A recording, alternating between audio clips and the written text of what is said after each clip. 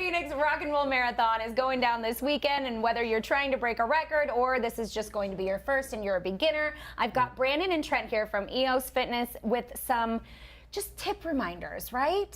Some good advice. Just keep it in your mind. All right, where do we start? First of all, you said practice, right? Practicing, yes.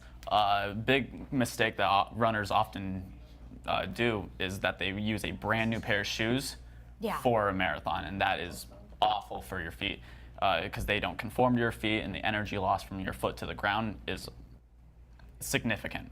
Much more significant if you have a used pair of shoes that you train in every day and that you also use for the marathon. Do you recommend also maybe a pair of socks, a special kind of socks that absorbs, or no? I personally don't. Okay, so just make sure that your shoe is broken in so that you're not in pain or getting really horrible blisters. Correct. Okay, what about motivation? Motivation also is that, for me, I always run with someone, passes the time so much easier. If I'm not with someone, I always have a playlist that I can go to, so that way I can crank out an hour run or even just a 20-minute sprint or anything that I have set for that day. Any favorite songs that you would recommend? Not Celine Dion? Not Celine Dion, no. Okay, what would be our next tip?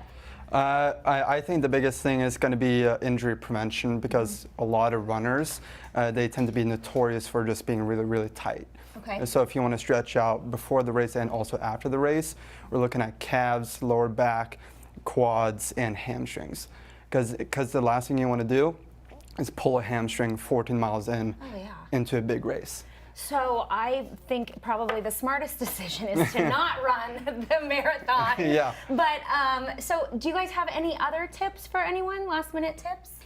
Yeah, I think a big thing is also going to be nutrition as well. Oh yeah. Right, you just don't want to touch sugars, processed carbs to bog you down. And then also pay attention to the maps. If you're not running, make sure that you know which roads are going to be shut down. As far as, is it important also, you know, make sure that you check the weather and that you're ready for outdoor conditions?